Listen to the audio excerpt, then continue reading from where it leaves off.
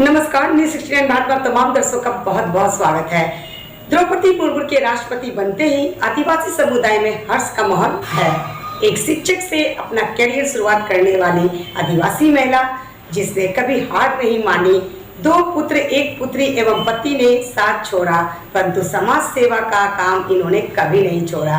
अपने आवाज को विद्यालय में तब्दील कर दिया था कि गरीब बच्चे को समुचित शिक्षा मिले।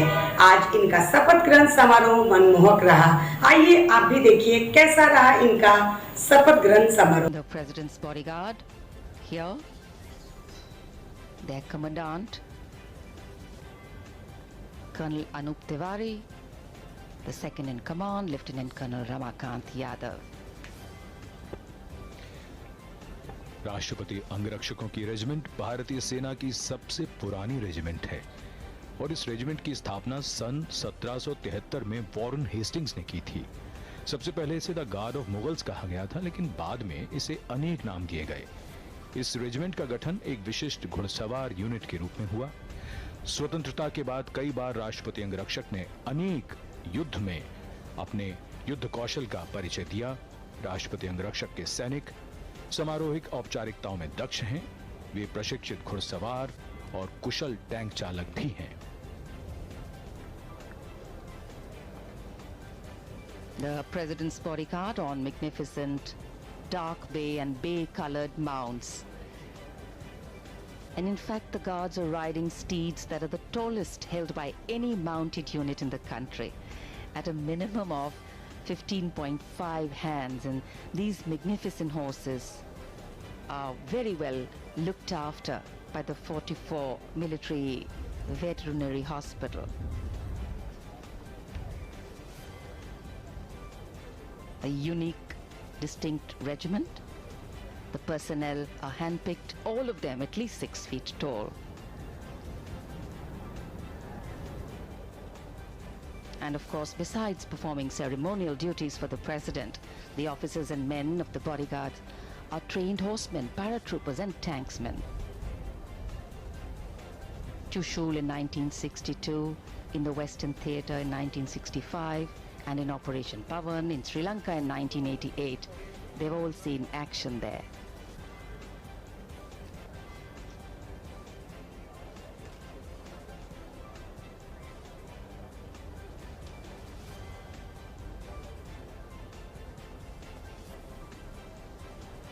The flag fluttering high, indicating that the President is in Rashtrapati Bhavan in residence.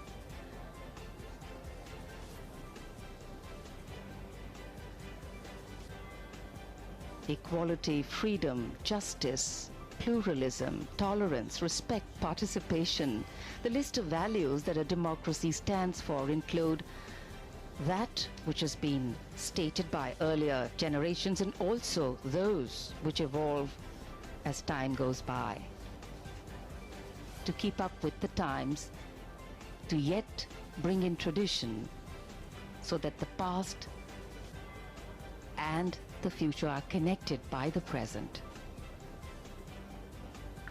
That is a legacy we leave behind. नवनिर्वाचित राष्ट्रपति का जीवन महिलाओं और बालिकाओं के लिए बड़ी प्रेरणा है। ज्यादातर समाजों में हमने देखा है कि लिंग भेद होता है, बेटा बेटी में भेद किया जाता है और ऐसे में बालिकाओं के सामने, महिलाओं के सामने संघर्ष और भी ज्यादा कठिन हो जाता है। पिछले कुछ वर्षों में सरकार ने बालिका विकास के लिए कई कदम उठाए हैं। इनमें बेटियों को बचाने के लिए बेटियों को बचाओ और इसी के साथ बेटी बचाओ बेटी पढ़ाओ, सुकन्या समृद्धि योजना, सीबीएसई की उड़ान योजना, लड़कियों के लिए मुफ्त या राज सहायता प्राप्त शिक्षा, कॉलेजों और विश्वविद्यालयों में महिलाओं के लिए आरक्षण, माध्यमिक शिक्षा के लिए लड़कियों को प्रेरित करने की राष्ट्रीय योजना। इसके साथ साथ जो सबसे महत्वपूर्ण बात आ जाती है वो ये कि जितने भी अवसर हैं उसमें कहीं कोई भेदभाव ना हो, समानता हो, लड़कों के बराबर उन्हें भी आगे बढ़ने के वो सभी अवसर प्राप्त हों और ये सुनिश्चित हो घर से। वो समाज जब भेद नहीं करता, जब बेटा और बेटी समान हैं, तब वो समाज पूरी तरह से विकसित होता है, विकास करता है। ये ऐसी कहानियां हैं जो प्रेरणादायी हैं और जिनकी मिसालें आने वाली पीढ़ियां भी देंगी।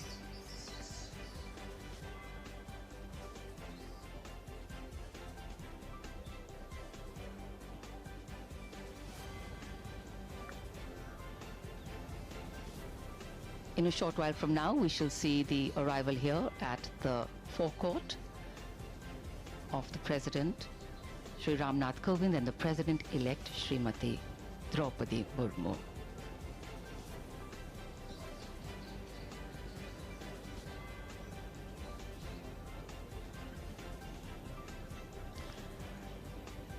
As the constitutional head of the country, the President is de facto also the first citizen of India, playing a significant role of the head of state of India. The President is also the supreme commander of the three Indian armed forces.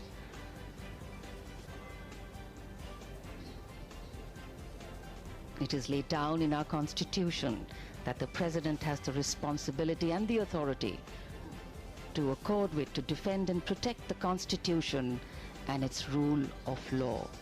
The Constitution, which is the basis of our democracy. The Constitution, which shows us the way whenever we tend to get lost.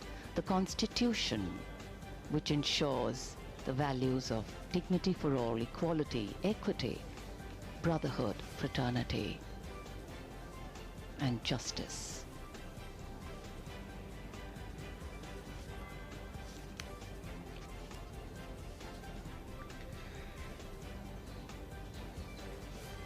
राष्ट्रपति अंगरक्षक मुस्तैद राष्ट्रपति भवन के प्रांगण में दरबार hall के सामने, ये प्रांगण की मुख्य सीढ़ियां, और अब से कुछ देर में नवनिर्वाचित राष्ट्रपति और निवर्तमान राष्ट्रपति दोनों यहां पधारेंगे।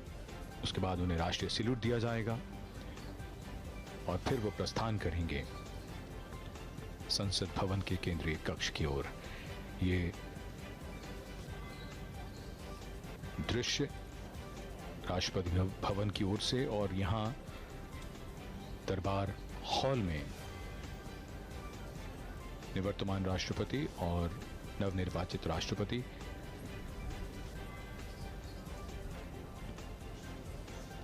Information and informal procession. The President of India, Shri Ramnath Kovind, and the President-elect of India, Srimati Draupadi Murmu, going past and through the Darbar Hall. Under the shadow of Lord Buddha, 5th century BC Gupta period.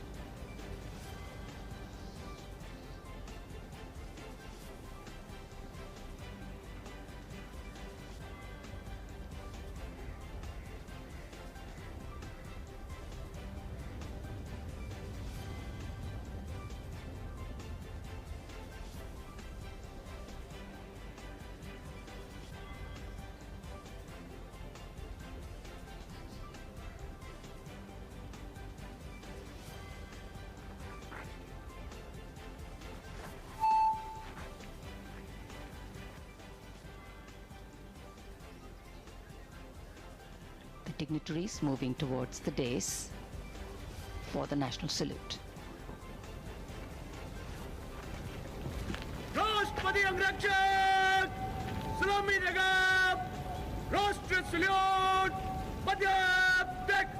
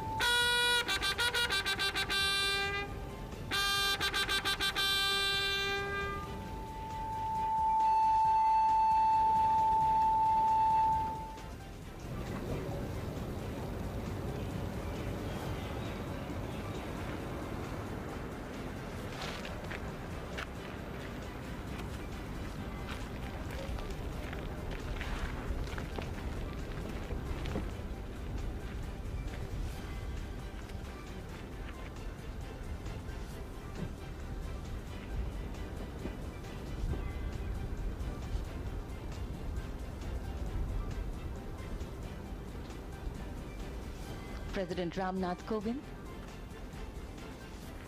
sitting in his vehicle, and accompanying him the President-elect Srimati Draupadi Murmu as they make their way राष्ट्रपति अंगरक्षक अनुरक्षित towards करेगा Parliament House. Section मार्गोन कदम कदम राष्ट्रपति भवन से नवनिर्वाचित राष्ट्रपति श्रीमती द्रौपदी मुर्मू और निवर्तमान राष्ट्रपति श्री रामनाथ कोविंद प्रस्थान कर रहे हैं संसद भवन के केंद्रीय कक्ष की ओर। उनके साथ राष्ट्रपति अंगरक्षक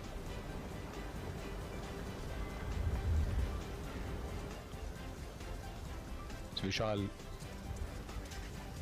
भव्य राष्ट्रपति भवन के प्रांगण से ये काफिला अब धीरे धीरे राष्ट्रपति भवन के मुख्य द्वार की ओर बढ़ता हुआ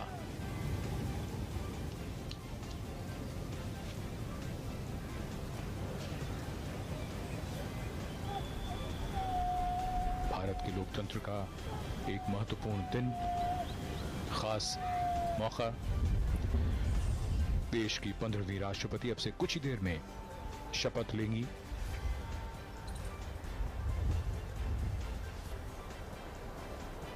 रायसीना पहाड़ी पर बना विशाल और भव्य राष्ट्रपति भवन, जिसकी नींव सन 1911 में रखी गई थी और इसी के जयपुर कॉलम के नजदीक से गुजर रहा है ये काफिला, जो अग्रसर है संसद भवन की ओर। The President's limousine is escorted by the President's bodyguard proceeding to gate number 5 of Parliament House. In fact, the 6 Sikh will turn out guard at the southern side of the Jaipur column for departure. Commanding Officer Colonel S.K. Mohanty,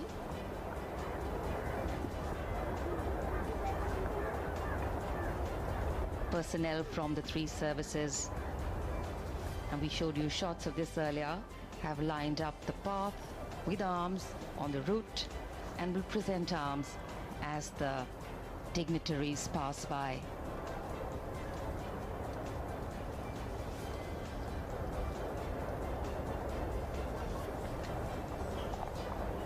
Rashtrapati Bhavan की भव्यता, प्रांगण दोनों ओर नहर और फव्वारे, और काफिला धीरे धीरे मुख्य द्वार की ओर बढ़ता हुआ।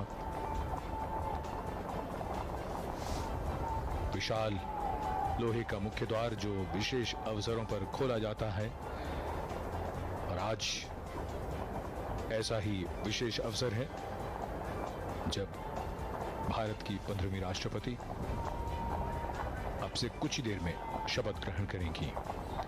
निवर्तमान राष्ट्रपति श्री रामनाथ कोविंद का कार्यकाल पूरा हो रहा है।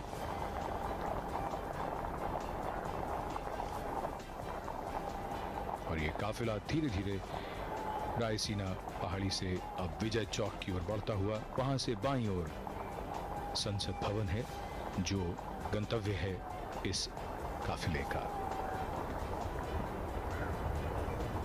It's a very poignant moment, reflective moment for President Ramnath Kovind, and of course, a joyous and celebratory moment for Srimati Murmu, but also knowing that she has a task ahead and to serve the country to the best of her ability.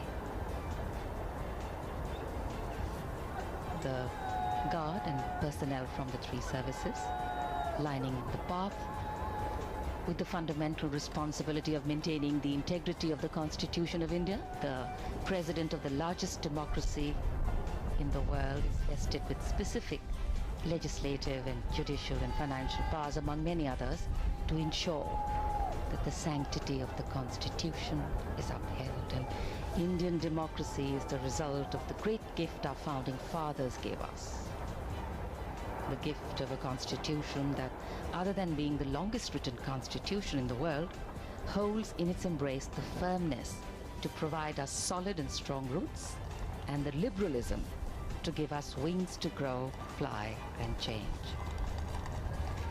And as we await the swearing-in ceremony of India's 15th president to take place, Srimati Draupadi Murmu will soon hold with her the sacred responsibility of maintaining the integrity of this constitution as the new president of India. ये काफिला रायसीना पहाड़ी से विजय चौक की ओर बढ़ता हुआ और दोनों ओर तीनों सेनाओं के पर्सनल पूरे मार्ग में बहुत ही खास अवसर। देश के राष्ट्रपति संवैधानिक प्रमुख होते हैं, तीनों सेनाओं के सर्वोच्च कमांडर होते हैं और देश के प्रथम नागरिक होते हैं। बहुत ही खास अवसर जब एक राष्ट्रपति का कार्यकाल पूरा हो रहा है और नई राष्ट्रपति इस पद की जिम्मेदारी अब से कुछ देर में ग्रहण करेंगी।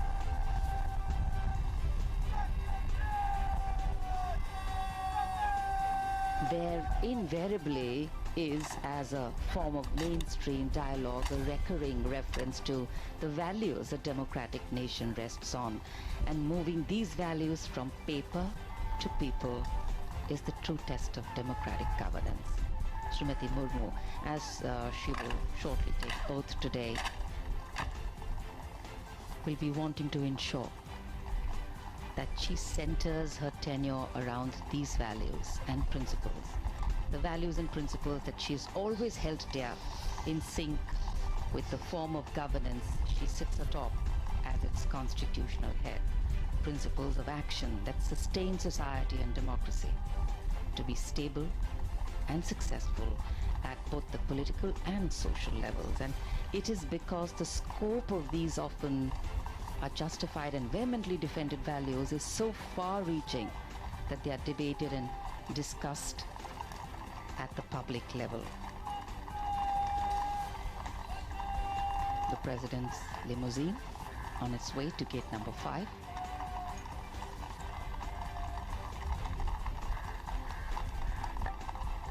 जन कल्याण की यात्रा सतत निरंतर चलती रहती है। भारतीय लोकतंत्र के लिए एक बेहद शानदार दिन, जहां सर्वोच्च संवैधानिक पदों पर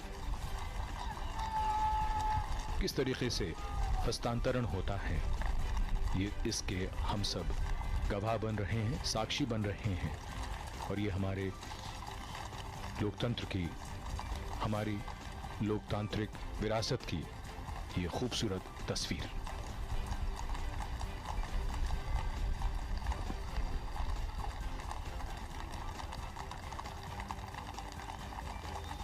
संसद भवन के निकट पहुंचता हुआ ये काफिला कुछ ही देर में संसद भवन के गेट नंबर 5 पर पहुंचेगा।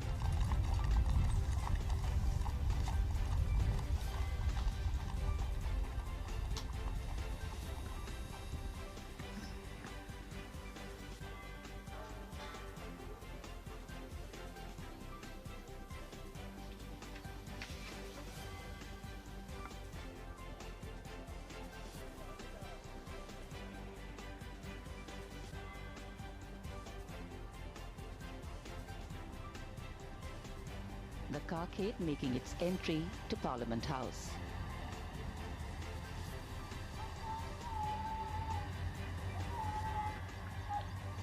संसद भवन में दाखिल होता हुआ ये काफिला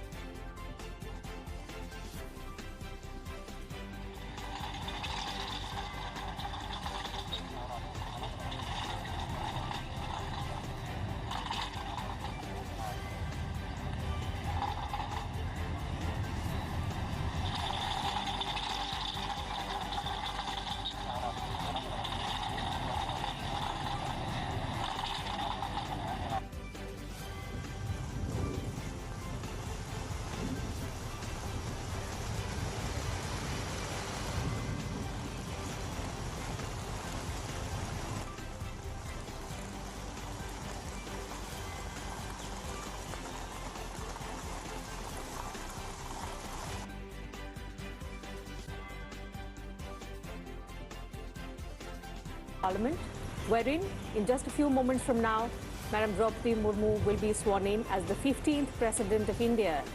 Only the second woman President of the country, the first tribal President, also the youngest President India has ever had. The President-elect being welcomed by Rajya Sabha Chairman M. Venkaiah Naidu. Along with him is Chief Justice of India, Mr. N.V. Ramanna, Lok Sabha Speaker Om Birla as well. Both the outgoing President and the President-elect being accorded the welcome outside the Central Hall of Parliament.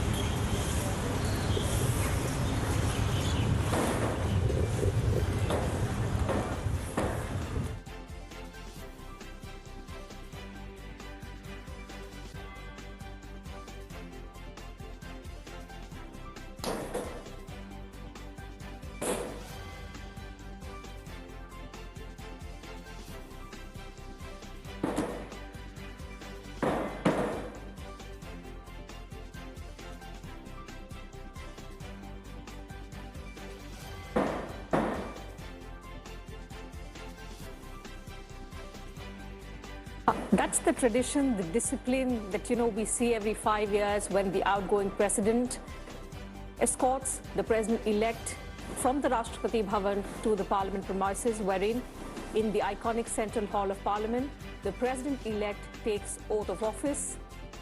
Madam Draupadi Murmu will, in a short while from now, take oath as the 15th President of India in the presence of Rajya Sabha Chairman M. Venkaiah Naidu, Lok Sabha Speaker Om Birla, Prime Minister Narendra Modi, members of the Union Cabinet, also the chief ministers of various states, state governors as well, and a host of other dignitaries in attendance inside the Central Hall of Parliament.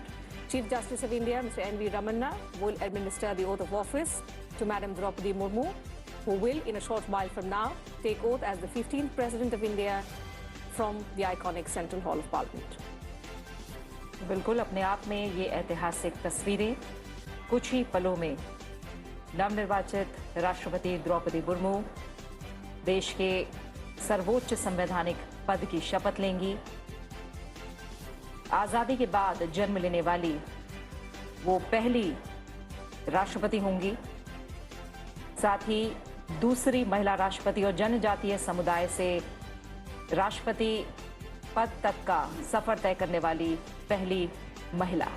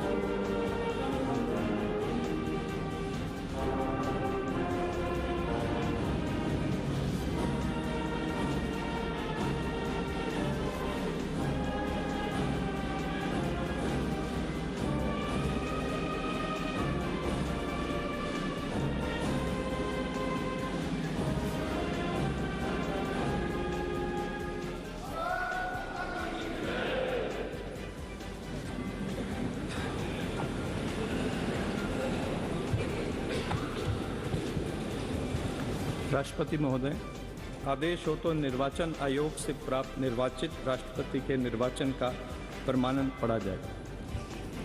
यतः भारत के संविधान के अनुच्छेद 324 द्वारा भारत के राष्ट्रपति के पद के निर्वाचन का अधीक्षण, निर्देशन और नियंत्रण भारत निर्वाचन आयोग में निहित है और यतः श्री रामनाथ कोविंद की पदावधि का अवसान वर्ष 2022 के जुलाई मास के 24वें दिन तदनुसार शक संवत के वर्ष 1944 के श्रावण मास के दूसरे दिन होने के लिए नियत है और यतः भारत के राष्ट्रपति के पद को भरने के लिए संविधान तथा राष्ट्रपतीय और उपराष्ट्रपतीय निर्वाचन अधिनियम 1952 के उपबंधों और तदधीन बनाए गए नियमों और आदेशों के अनुसार निर्वाचन करा लिया गया है तथा परिणाम घोषित कर दिया गया है।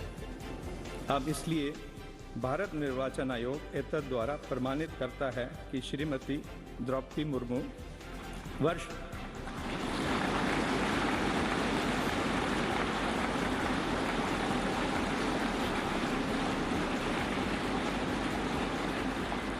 वर्ष 2022 के जुलाई मास के 21वें दिन तदनुसार शक संवत के वर्ष 1944 के आषाढ़ मास के 30वें दिन भारत के राष्ट्रपति पद के लिए सम्यक रूप से निर्वाचित हो गई हैं।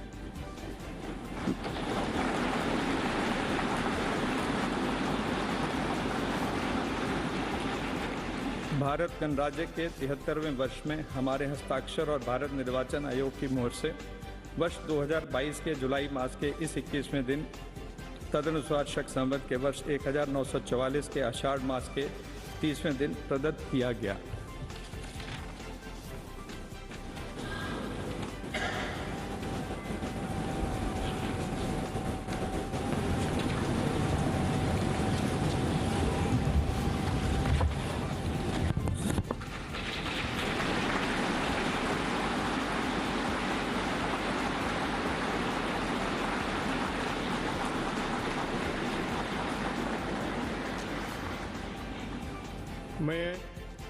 मैं द्रौपदी मुर्मू ईश्वर की शपथ लेता हूँ कि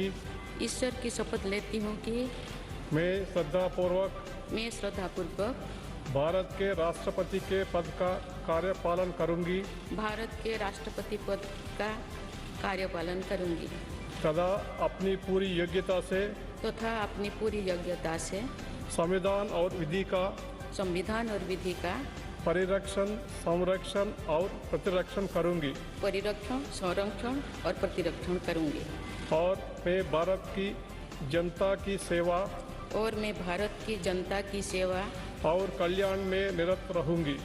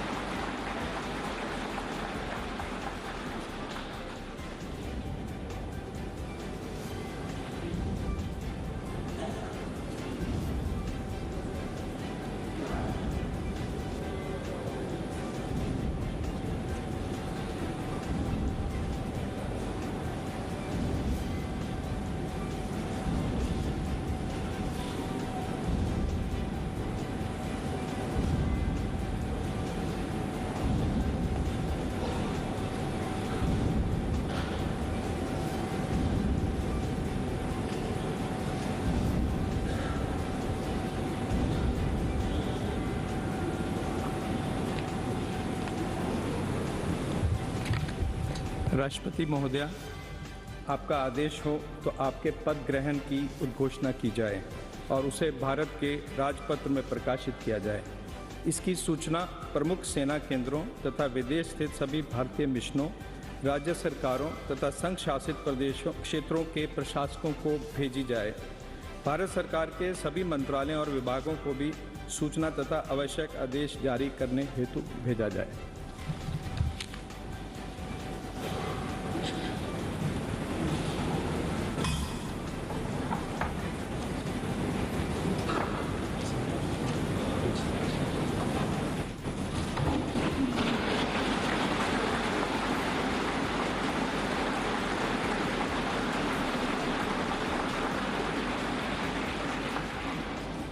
आदरणीय श्री रामनाथ कोविंद जी, उपराष्ट्रपति श्री एम वेंकैया नायडू जी, प्रधानमंत्री श्री नरेंद्र मोदी जी, लोकसभा के स्पीकर श्री ओम बिरला जी, चीफ जस्टिस एन.वी. रमन्ना जी, सम्मानित सांसदगण, अन्य महानुभावों, देवियों और स्वजनों तथा मेरे प्यारे देशवासियों, सभी को जोहार।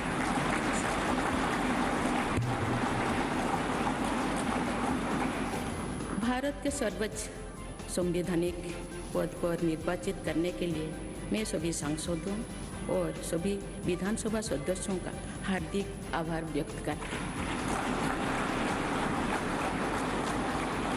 आपका मत देश के करोड़ों नागरिकों के विश्वास की अभिव्यक्ति है।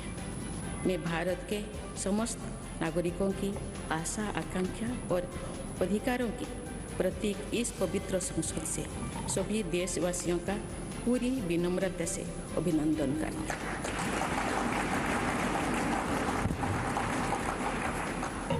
आपकी आत्मीयता, आपका विश्वास और आपका सहयोग मेरे लिए इस नए दायित्व का निभाने में मेरी बहुत बड़ी ताकत रहेगी। मुझे राष्ट्रपति के रूप में देश ने एक ऐसे महत्वपूर्ण कालखंड में चुना है जो हम अपनी आज़ादी का अमृत महोत्सव मना रहे हैं।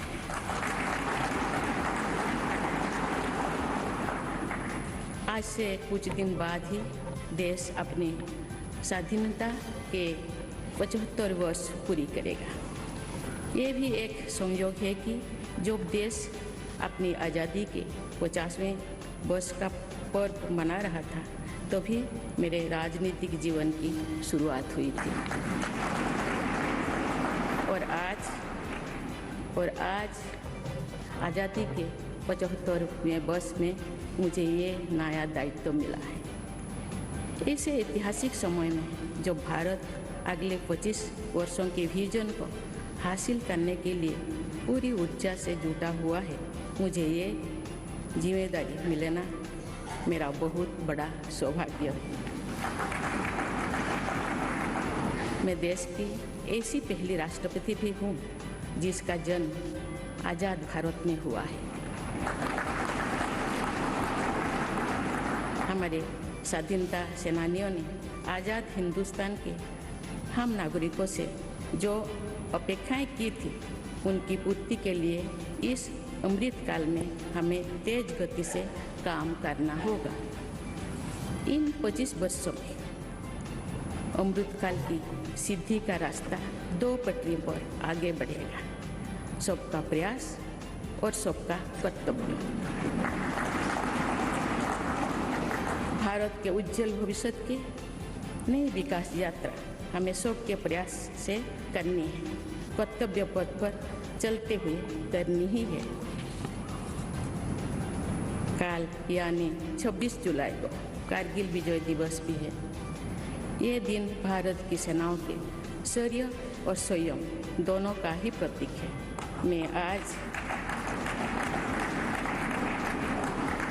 मैं आज देश की सेनाओं को तथा देश के समस्त नागरिकों को कारगिल विजय दिवस की अग्रिम शुभकामनाएं देती हूँ। देवियों और स्वजनों, मैंने अपनी जीवन यात्रा पूर्वी भारत में ओडिशा के एक छोटे से आदिवासी गांव से शुरू की थी। मैं जिस पृष्ठभूमि से आती हूँ, वहाँ मेरे लिए प्रारंभिक शिक्षा प्राप्त करना भी एक स्वप्न जैसा ही था। लेकिन अनेक बाधाओं के बावजूद मेरा संकल्प दृढ़ रहा और मैं कॉलेज जाने वाली अपने गांव की पहली बेटी थी।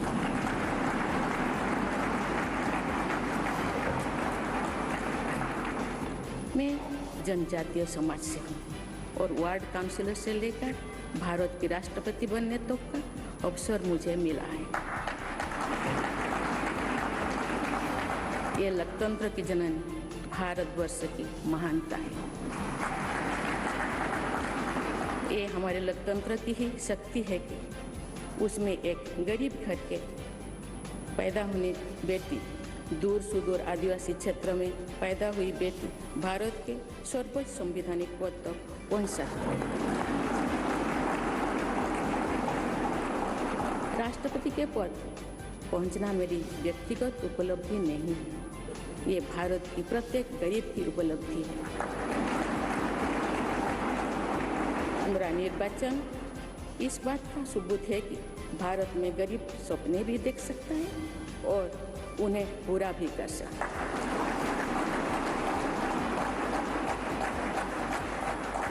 और ये मेरे लिए बहुत संतोष की बात है कि जो सदियों से वंचित रहे, जो जीवन विकास के लाभ से दूर रहे, वे गरीब, दलित, पिछड़े तथा आदिवासी मुझे ये अपना प्रतिबिंब देख सकते हैं। मेरे इस निर्वाचन में देश के गरीब व का आशीर्वाद शामिल है। देश की करोड़ों महिलाओं और बेटियों के सपनों और सामर्थ्य की झलक है। मेरे इस निर्वाचन में पुराने लीग से हटकर नए रास्ते पर चलने वाले भारत के आज के युवाओं का साहस भी शामिल है। ऐसे प्रगतिशील भारत का नेतृत्व करते हुए आज मैं खुद को गौरवान्वित महसूस कर रही हूँ। मैं आज समस्त देशवासियों को, विशेषकर भारत के युवाओं को तथा भारत की महिलाओं को ये विश्वास दिलाती हूँ कि इस पद पर कार्य करते हुए मेरे लिए उनके हित सर्वोपरि होंगे। देवियों और स्वजनों, मेरे सामने भारत के राष्ट्रपति पद की ऐसी महान विरासत है जिसने विश्व में भारतीय लोकतंत्र की प्रतिष्ठा का निरंतर मजबूत किया है। देश के प्रथम राष्ट्रपति डॉक्टर राजेंद्र प्रसाद से लेकर श्री रामनाथ कोविंद जी तक अनेक विभूतियों ने इस पद को सुशोभित किया है। इस पद के साथ साथ देश ने इस महान परंपरा के प्रतिनिधित्व का दायित्व भी मुझे सौंपा है। संविधान के आलोक में मैं पूरी निष्ठा से अपने कर्तव्यों का निर्वहन करूंगी। मेरे लिए भारत के लोकतांत्रिक सांस्कृतिक आदर्श और सभी देशवासी हमेशा मेरे ऊर्जा के स्रोत रहेंगे। देवियों और स्वजनों, हमारे संवैधानिक संग्राम में, स्वाधीनता संग्राम में एक राष्ट्र के तौर पर भारत की नई यात्रा की रूपरेखा तैयार की है। हमारा स्वाधीनता संग्राम उन संघर्षों और बलिदानों की अविरल धारा है जिसने आज़ाद भारत के लिए कितनी ही आदर्शों और संभावनाओं की सिंचा था। पूज्य बापू ने हमें स्वराज, स्वदेशी, स्वच्छता और सत्याग्रह द्वारा भारत के सांस्कृतिक आदर्शों की स्थापना का मार्ग दिखाया था। नेताजी सुभाष चंद्र बोस, नेहरू जी, सरदार पटेल, बाबा साहेब अम्बेडकर, भगत सिंह, सुखदेव, राजगुरु, चंद्रशेखर आजाद जैसे अनगिनत स्वाधीनता सेनानियों ने हमें राष्ट्र के स्वाभिमान को सर्वोपरि रखने की शिक्षा दी थी। रानी लक्ष्मीबाई, रानी वेलु नाचियार, रानी गाईदिन्लु और रानी चेन्निमा जैसी अनेकों वीरांगनाओं ने राष्ट्र इच्छा और राष्ट्र निर्माण में नारी शक्ति की भूमिका को नई ऊर्जा दी है।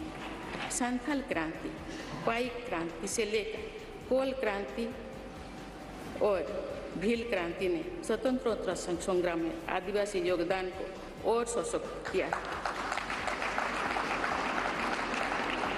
सामाजिक उत्थान एवं देश प्रेम के लिए धरती आबा भगवान बिरसा मुंडा जी के बलिदान से हमें प्रेरणा मिली थी।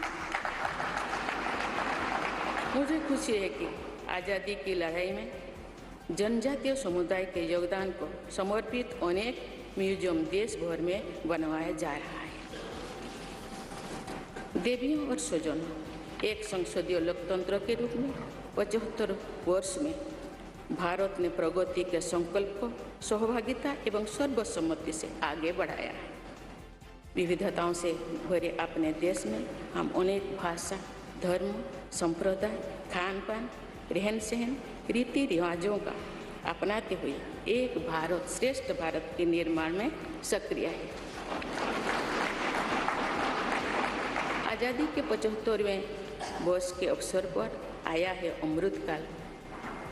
भारत के लिए नए संकल्पों का कालखंड है। आज मैं इस नए युग के स्वागत में अपने देश को नई सोच के साथ तत्पर और तैयार देख रही हूँ। भारत आज हर क्षेत्र में विकास का नया अध्याय जोड़ रहा है।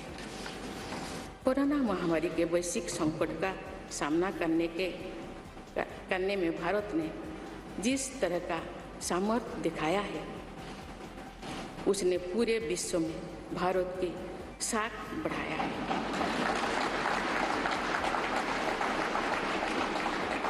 हम हिंदुस्तानियों ने अपने प्रयासों से न सिर्फ इस वैश्विक चुनौती का सामना किया, बल्कि दुनिया के सामने नए मापदंड भी स्थापित किए।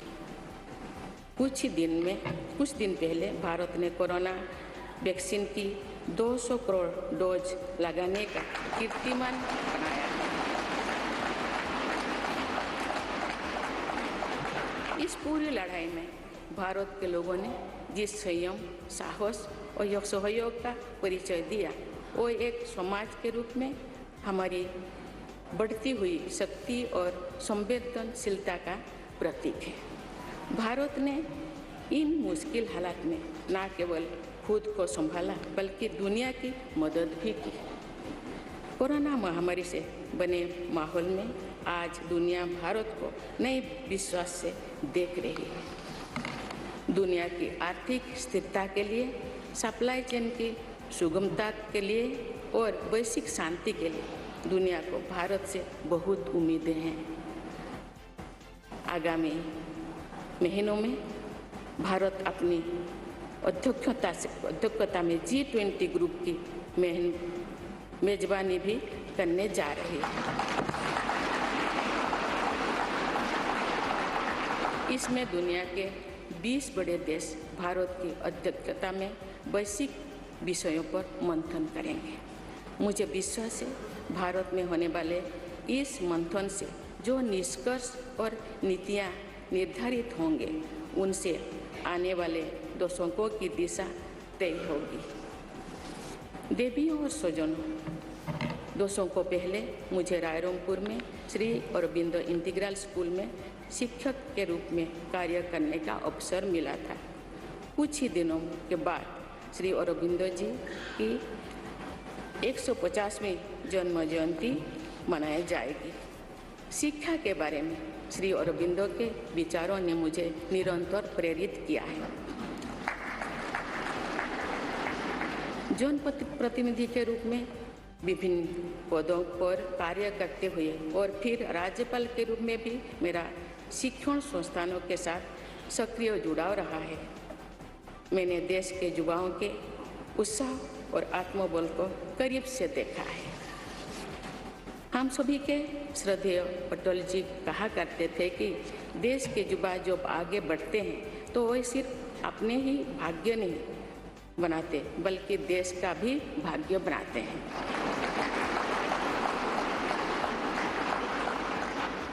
आज हम इसे सोच होते देख रहे हैं।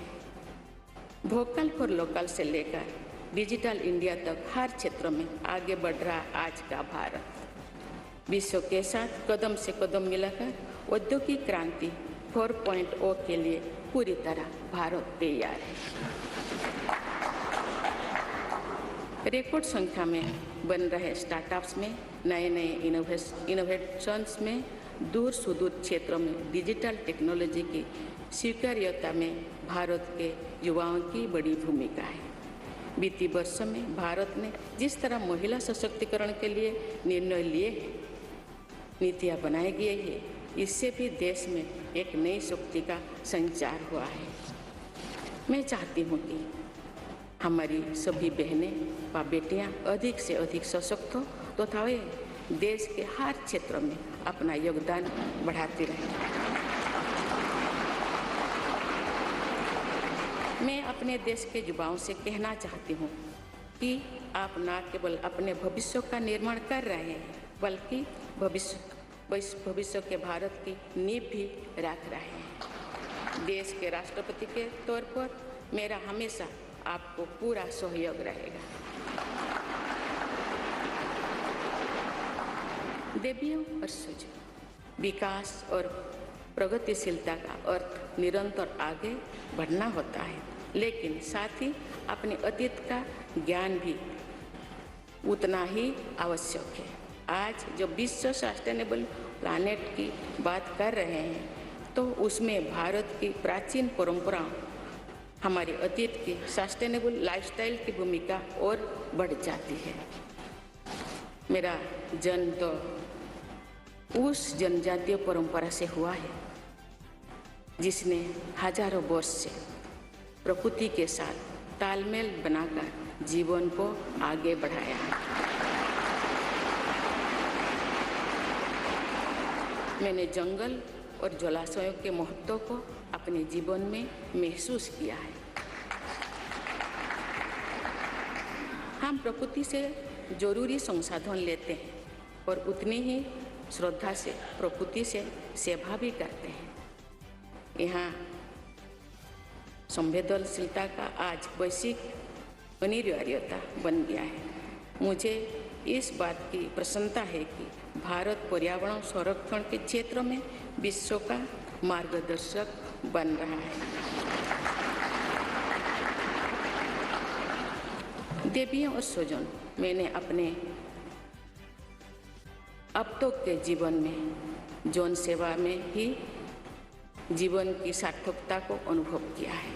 श्री जगन्नाथ क्षेत्र के एक प्रख्यात कवि भीम भोई जी की कविता की एक पंक्ति है, मो जीवन पचे नर्क के पड़ी था जगत उद्धार।